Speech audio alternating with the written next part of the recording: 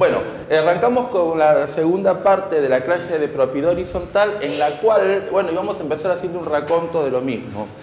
Vimos en nuestra reunión anterior el tema de la propiedad horizontal, que está regulado en nuestro país por la ley 13.512 del año 48, ¿no?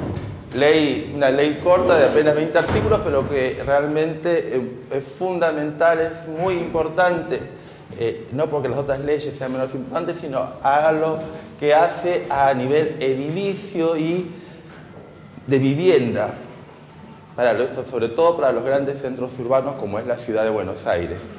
Nosotros, ya hay cosas que ya podemos decantar y tener en claro. En primer lugar, vimos de que empezamos diciendo que para poder afectar un inmueble a este régimen de la 13.512 había que cumplir con varios pasos. En primer lugar, había una cuestión jurídica que era la de, a efecto de esta ley, se habían derogado algunos artículos del Código Civil, que impedían, por ejemplo, la venta de inmuebles, que se pudieran vender los aires de un inmueble por separado, ¿no es cierto?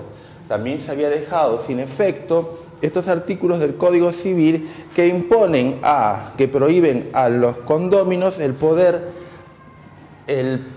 renunciar en forma permanente a la indivisión, ¿no? A la partición, de un condominio, ¿no? A efectos justamente de que se pudiera establecer un condominio de indivisión forzosa sobre las partes o áreas comunes que son indispensables para el funcionamiento de este sistema de la propiedad horizontal. Y también, algo que también se había tenido que dejar de lado, era el tema de las contribuciones, la posibilidad de abandonar para evitar el pago de las cargas. En el caso de la 13.512 sería el tema de las expensas. Sabemos que de abandonar, el propietario de la propiedad horizontal puede abandonar, pero lo que no va a poder hacer, pero el inmueble en sí va a quedar, ¿no?, va para cubrir la deuda de expensas, que se haya generado. Bueno, superado estos artículos del Código en cuanto a para poder afectar al régimen de propiedad horizontal, además se debe cumplir con el tema de que este inmueble afectado tenía que cumplir condiciones, primero que nada, de autonomía y de independencia, ¿no? Independencia funcional, que se bastase a sí mismo en cuanto al funcionamiento, al destino al cual había sido creado, y la autonomía en cuanto que tenía que salir una salida directa a la vía pública o directo a través de un pasillo común. Hasta ahí, después pudimos ver de que en el régimen de propiedad horizontal, una vez ya para poder constituirlo, una vez este bien o este objeto de la propiedad horizontal, tenía que pasarse por etapas, ¿no? Etapas que podíamos identificar y diferenciar plenamente, ¿no? 3 etapas que habíamos separado: una etapa material, una etapa administrativa y una etapa jurídica. Lo que nos quedó en claro es de que, como todo derecho real, el régimen de propiedad horizontal tiene como objeto ¿qué? Una cosa. ¿Y una cosa de qué carácter? ¿De qué tipo?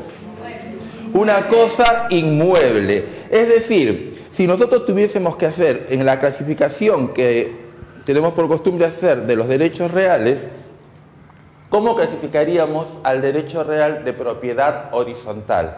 Sería un derecho real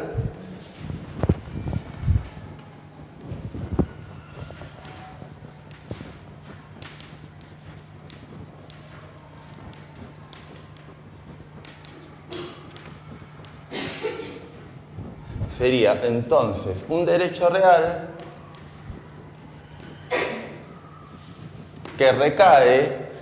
Vemos que los derechos reales pueden recaer, en una clasificación puede recaer sobre cosa propia o sobre cosa ajena.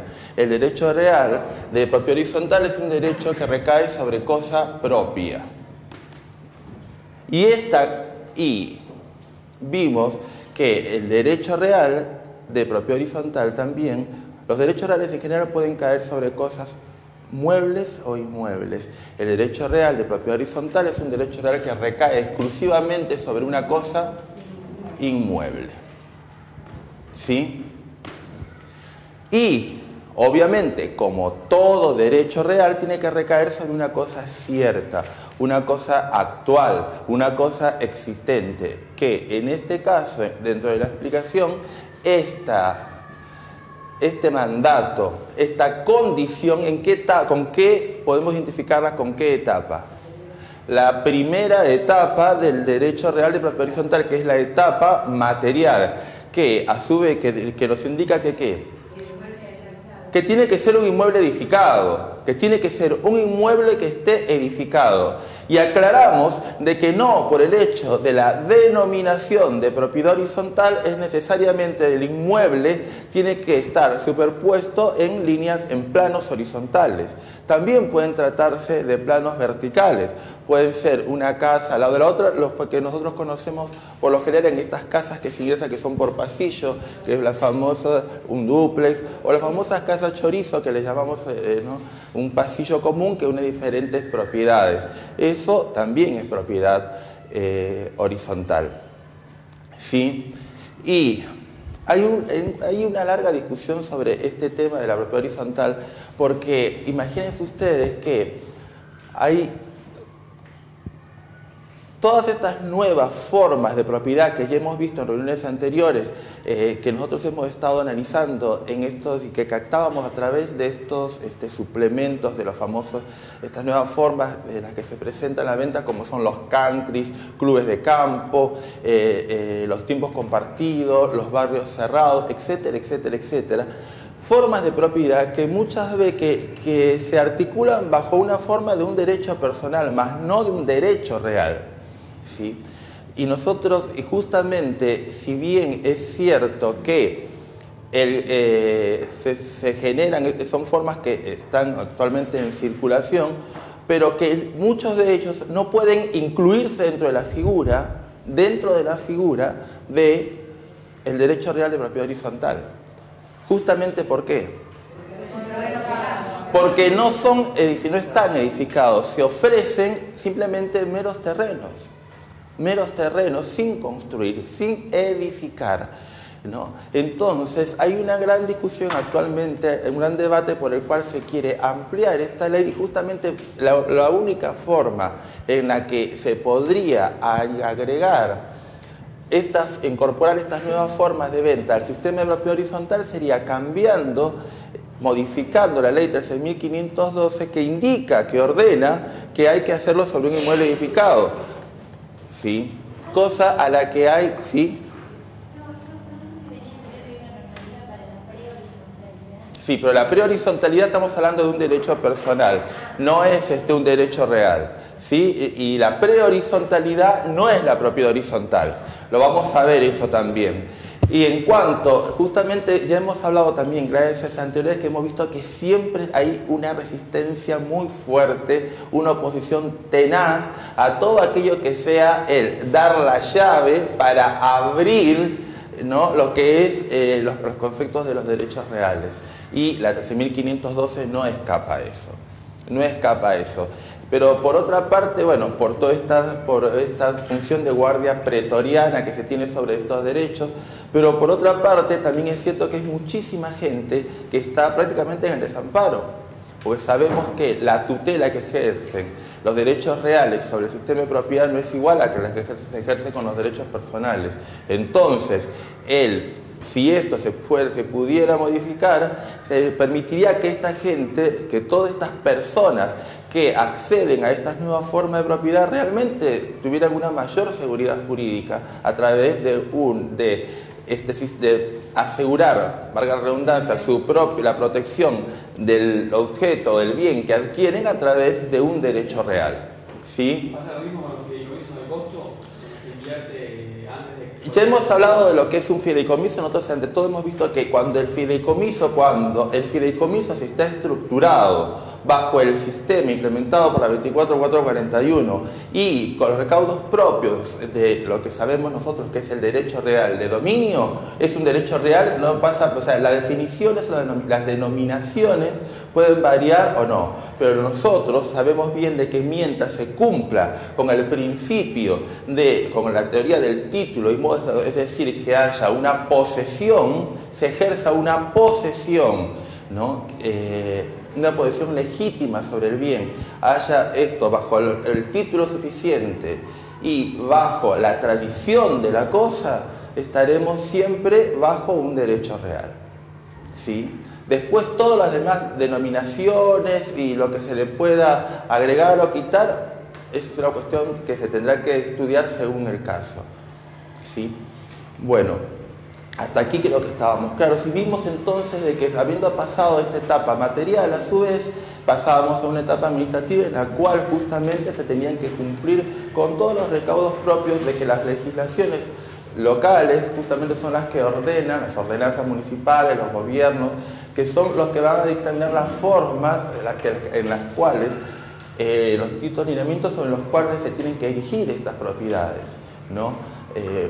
Planos, reglamentos urbanos, disposiciones administrativas y sobre todo la implicancia de los servicios que tienen que tener y cómo este inmueble se inserta dentro de lo que es el mapa urbanístico de la ciudad en la que se trate, ¿no? Obviamente que siempre bajo el concepto de que la propiedad tiene que contribuir al desarrollo del medio social en el cual se inserta, ¿sí? Y una vez que ya se cumplía a su vez estos recaudos administrativos, pasamos a la etapa jurídica, ¿no? Que empezaba con el reglamento de copropiedad, cuya inscripción nos daba origen a una nueva forma, a un nuevo estado, que no era todavía el derecho real de propiedad horizontal, sino lo que denominamos como el estado de propiedad horizontal. Hasta aquí quiero que queden claros para todos, es que ustedes vieron que nosotros cuando pusimos el ejemplo, recuerdan que pusimos el ejemplo de, ¿cómo se llama?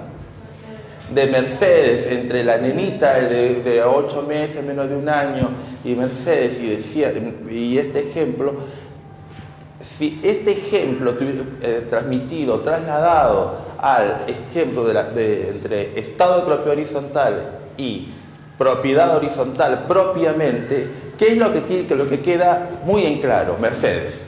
¿Qué queda muy en claro? ¿Qué cosa es lo que se graficó con el ejemplo? ¿Qué cosa es lo que es? Sí. Exactamente, y de la misma forma que nosotros en el ejemplo describíamos que si no hubiese existido esta nena que estaba aquí, hermosa, rosadita, que nosotros todo el mundo le da amor, calor, educación, vivienda, salud, porque con amor no basta, hay que dar todas las demás cosas, si no existiera esta nena, no podría existir el adulto posterior y viceversa. Esto es imprescindible, en la humanidad es imprescindible este estado de potencialidad para lograr después lo que somos hoy en día, ¿no es cierto? Entonces, por eso es que elegimos este ejemplo, ¿no? Aunque a muchos por ahí les parezca un poco como medio traído de los pelos, pero ¿por qué tenemos este ejemplo? Porque ¿qué es lo que pasa con el estado de propiedad horizontal frente a la propiedad horizontal propiamente? Que así como es necesario, imprescindible este estadio para llegar al siguiente estadio, en el estado de propiedad horizontal y la propiedad horizontal, ¿qué ocurre? Que es imprescindible, es necesario, porque si no, ¿cómo se llega a lo otro? Sería imposible, por cómo estamos hablando de una propiedad en la cual está individualizada como un solo inmueble, como un solo objeto, con un solo propietario, que es el propietario vendedor, para que esto se pueda subdividir, primero a nivel catastral, dentro del gobierno correspondiente, de la ciudad correspondiente, y a nivel de titularidades también. No podría darse eso sin este estado de propiedad horizontal. Sería imposible. ¿Sí? Una vez que surge entonces se supera este estado de propiedad horizontal, cuando se adquieren la primera propiedad, el propietario vendedor suscribe el contrato con el copropietario, entonces allí nace propiamente lo que es la propiedad horizontal. ¿Sí? Uno, pero para que empiece a funcionar como consorcio de propietarios, tienen que haberse vendido mínimo 2 propiedades. Obviamente, porque no existe consorcio de uno. Tienen que haber 2 por lo menos para poder deliberar. Bueno, entonces nació la propiedad horizontal. ¿Ya está? Bueno, una vez que ya está conformado propiamente la propiedad horizontal, el inmueble ya se constituye, ya se está definido como la ley previamente lo dice, entonces este sistema para funcionar necesita de qué? Adquiere características propias, rasgos definitorios, que se expresan, se traducen en qué? En los organismos que son propios al derecho de propiedad horizontal.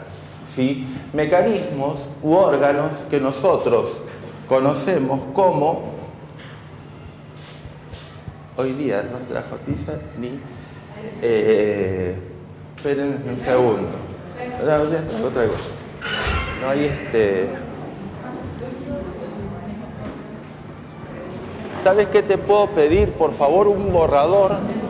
¿Habrá? En el 222.